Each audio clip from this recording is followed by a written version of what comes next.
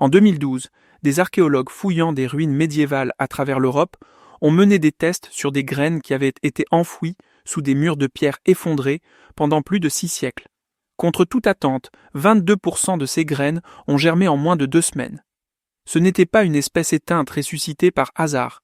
C'était la même plante qui, à cet instant même, continue de photosynthétiser tranquillement dans des jardins ordinaires, tandis que l'hiver s'installe sur la Terre.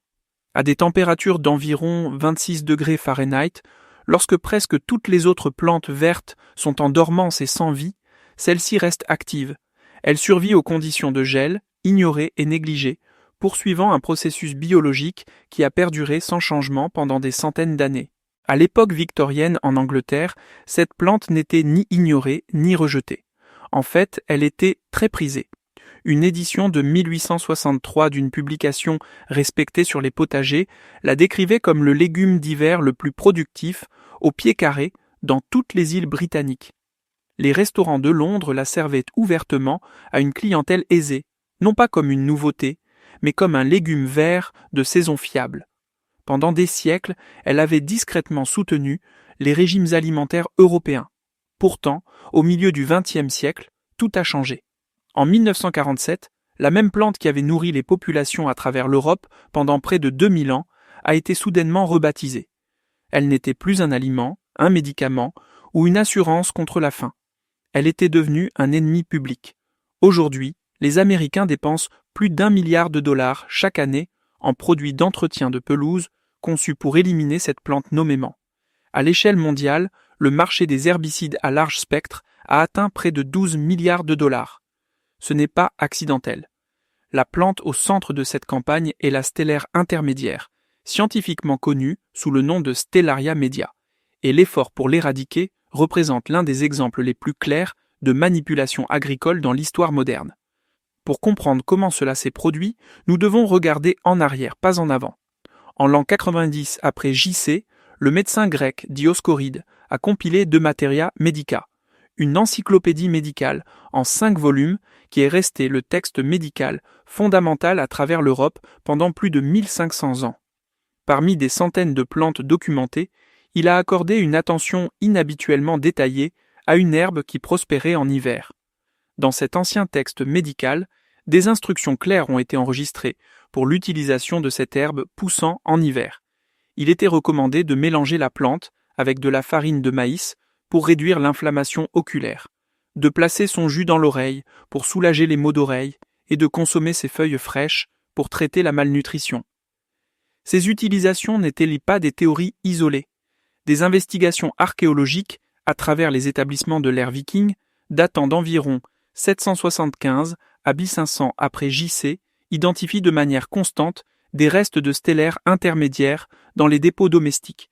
Sa présence était répandue et intentionnelle. Une étude moderne publiée en 2021 a confirmé par la suite que les communautés scandinaves médiévales utilisaient la stellaire intermédiaire à des fins médicinales tout au long des mois d'hiver. Les Européens du Moyen Âge comprenaient quelque chose que l'agriculture moderne a largement effacé. La stellaire intermédiaire n'était pas un luxe, c'était une assurance contre la famine.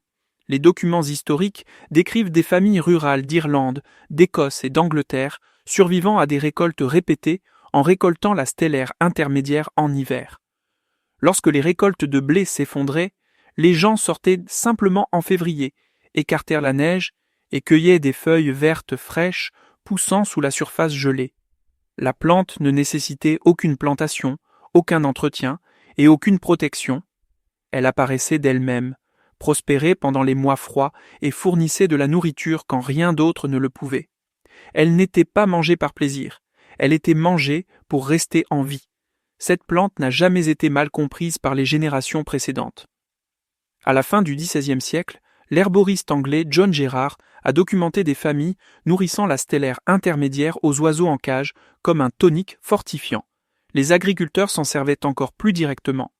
Les poussins nouvellement éclos au début du printemps étaient souvent élevés presque entièrement avec de la stellaire intermédiaire jusqu'à ce qu'ils soient assez forts pour se nourrir seuls. Le nom lui-même reflète cette histoire. Chickweed n'était pas une étiquette poétique. Cela signifiait littéralement la plante que les poulets consommaient avidement. Son rôle était pratique, familier est profondément ancrée dans la vie rurale quotidienne. Au XVIIe siècle, l'utilisation de la stellaire intermédiaire est devenue plus formalisée. Le médecin Nicolas Culpeper la prescrivait systématiquement pour l'inflammation, les troubles cutanés et les problèmes liés au poids et à la chaleur interne. Ce qui avait longtemps été un aliment de survie et un produit de base agricole était désormais reconnu dans la pratique médicale structurée. Un siècle plus tard, l'Angleterre victorienne a encore plus valorisé la plante. Dans les années 1850, les catalogues de semences listaient la stellaire intermédiaire à côté de la laitue et des épinards, la commercialisant comme une culture de jardin légitime. La plante, qui avait jadis maintenu les paysans en vie, pendant les famines, avait franchi les frontières sociales, devenant un ingrédient à la mode sur les tables de la haute société. Ce changement de statut n'était pas basé sur le folklore ou une tradition mal placée. Il était motivé par l'observation et des résultats mesurables. Des nutritionnistes ont enregistré des enfants malnutris se remettant du rachitisme après avoir consommé de la stellaire intermédiaire. Les marins, lors de longs voyages, évitaient le scorbut en la conservant dans du vinaigre pendant des trajets qui duraient des mois. Les femmes enceintes qui l'incluaient dans leur régime alimentaire connaissaient moins de complications. Ces résultats ont été documentés à plusieurs reprises, non pas comme des anecdotes isolées, mais comme des schémas cohérents. Bien avant que les laboratoires modernes ne confirment son profil nutritionnel, les effets étaient déjà visibles dans les corps humains. La valeur de la plante a été prouvée par la survie, la récupération et la résilience à travers différentes populations et conditions. Les tests nutritionnels modernes ont finalement expliqué pourquoi ces observations historiques étaient si cohérentes. L'analyse en laboratoire a confirmé que la stellaire intermédiaire contient environ 375 mg de vitamine C pour 100 g. En comparaison, les épinards ne contiennent qu'environ 63 mg. Cela signifie que la stellaire intermédiaire apporte près de 6 fois plus de vitamine C, fournissant plus de 400% de l'apport quotidien recommandé en une seule portion. La différence devient encore plus frappante lors de l'examen de la teneur en minéraux. Les niveaux de calcium dans la stellaire intermédiaire atteignent environ 187 mg, tandis que les épinards n'en contiennent que 15.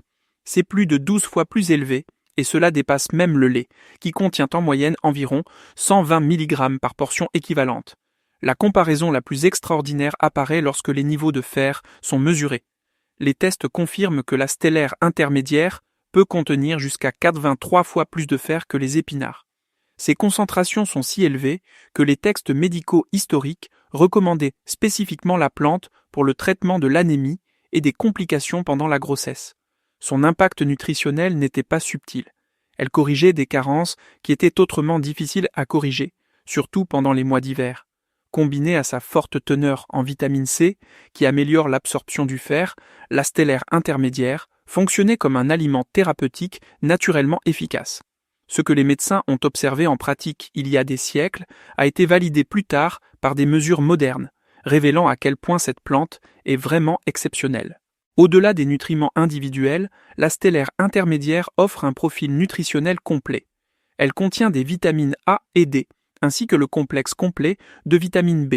Plus important encore, elle fonctionne comme ce que les scientifiques appellent un accumulateur dynamique, extrayant les minéraux des couches profondes du sol et les concentrant dans ses tissus.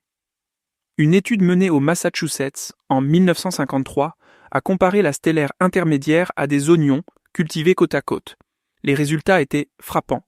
La stellaire intermédiaire contenait près de 2 fois plus d'azote, le double de phosphore et 3 fois plus de potassium. Elle extrayait et stockait des nutriments à des niveaux que les plantes cultivées conventionnelles ne pouvaient tout simplement pas égaler.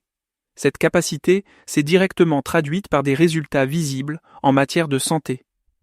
Des médecins de l'époque victorienne ont documenté des enfants se remettant du rachitisme en quelques semaines après l'ajout de stellaire intermédiaire à leur régime alimentaire. L'épreuve était empirique et difficile à contester. Puis, le monde a changé. Lorsque la Seconde Guerre mondiale s'est achevée, les entreprises chimiques américaines se sont retrouvées avec d'énormes stocks d'herbicides nouvellement développés, conçus à l'origine pour la guerre. Des composés comme l'agent orange et le 2,4-D avaient été conçus pour détruire les cultures et dénuder la végétation du territoire ennemi. La guerre terminée, ces entreprises se sont retrouvées face à un problème. Elles avaient des armes chimiques puissantes et plus aucun champ de bataille où les utiliser. Lorsque la paix est arrivée en 1945, ces fabricants de produits chimiques avaient besoin d'un nouvel ennemi.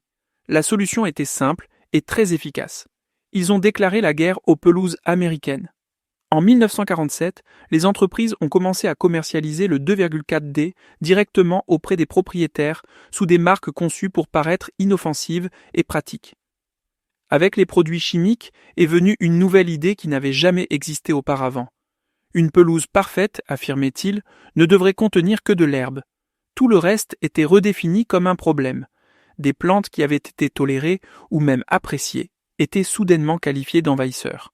Ce seul changement de marketing a remodelé la culture suburbaine et a altéré de manière permanente la façon dont les gens percevaient les plantes poussant sous leurs pieds. Le trèfle, qui était intentionnellement inclus dans les mélanges de graines de gazon depuis le XIXe siècle pour sa capacité à fixer l'azote, a été soudainement reclassé comme un ennemi. Les pissenlits étaient ciblés pour l'élimination. La stellaire intermédiaire est devenue l'une des principales menaces. Le timing n'était pas accidentel. Entre 1947 et 1952, les fabricants ont discrètement retiré le trèfle blanc des mélanges de graines commerciales. La raison était simple. Les herbicides nouvellement développés tuaient le trèfle. Si les pelouses étaient censées en contenir, les produits chimiques ne pouvaient pas être vendus. Alors, au lieu de changer le poison, ils ont redéfini ce qu'une pelouse était censée être. Aujourd'hui, chaque grand fabricant de produits chimiques participe à cette campagne. BASF produit Barricade, contenant de la prodiamine. Syngenta commercialise Tenacity avec de la mésotrione. Bayer vend Weed Bigon Max combinant le 2,4D, le MCPP et le dicamba. Corteva propose Speedzone, tandis que FMC distribue Dismiss. Dans toute l'industrie, la stellaire intermédiaire est explicitement répertoriée comme une cible principale. L'ampleur du marché révèle ce qui est en jeu. En 2023, les dépenses d'entretien des pelouses aux États-Unis ont dépassé 11 milliards de dollars et devraient augmenter fortement dans les années à venir. À l'échelle mondiale, le marché des herbicides à large spectre dépasse déjà les 11 milliards et continue de s'étendre. Ce qui rend cette situation encore plus irrationnelle, c'est le résultat. Après 77 ans d'assaut chimique continu, les populations de stellaires intermédiaires n'ont pas diminué. Elles ont augmenté. Une seule plante peut produire entre 800 et 25 000 graines, dont beaucoup restent viables dans le sol pendant des décennies. Les chercheurs de Cornell ont confirmé que plus de 20% des graines étaient encore capables de germer après 9 ans sous terre. Des ruines médiévales ont révélé une viabilité même après 600 ans. Chaque plante détruite aujourd'hui dépose des milliers de graines dans le sol, garantissant les générations futures plutôt que de les empêcher. Pulvériser des herbicides n'élimine pas la stellaire intermédiaire. Cela construit une banque de graines. Chaque plante détruite libère des milliers de graines qui restent en dormance, attendant les bonnes conditions. La stellaire intermédiaire complète son cycle de vie entier en environ 5 semaines. De la germination à la floraison et à la production de graines, elle se développe plus vite que la plupart des cultures de jardin n'atteignent leur maturité. Elle peut produire jusqu'à 5 générations en une seule année. Les calculs deviennent accablants. Une plante produisant 5000 graines sur 5 générations crée 25 000 graines annuellement. Si seulement 10% germent l'année suivante, cela entraîne la multiplication de milliers de nouvelles plantes. Chaque nœud de tige qui touche un sol humide peut s'enraciner indépendamment. Si un seul fragment subsiste après l'arrachage, la plante se régénère en quelques semaines. La perturbation ne la tue pas. Elle la multiplie. Son plus grand avantage est l'hiver. Les chercheurs de Cornell ont confirmé que la stellaire intermédiaire continue sa photosynthèse à des températures en dessous de zéro. Sa température de croissance de base est d'environ 26 degrés Fahrenheit et elle ne peut tolérer des dommages que lorsque les températures descendent à environ 7 degrés. Alors que l'herbe entre en dormance de la fin de l'automne au début du printemps, la stellaire intermédiaire reste active. Elle pousse, fleurit, se propage et produit des graines sous la couverture neigeuse. Les archives historiques décrivent même sa floraison alors qu'elle est enfouie sous la neige. Au moment où le printemps arrive et que les propriétaires appliquent des herbicides, la stellaire intermédiaire a déjà achevé plusieurs générations et déposé des centaines de milliers de graines dans le sol. Le contrôle chimique arrive trop tard. La stratégie biologique rend l'éradication inutile.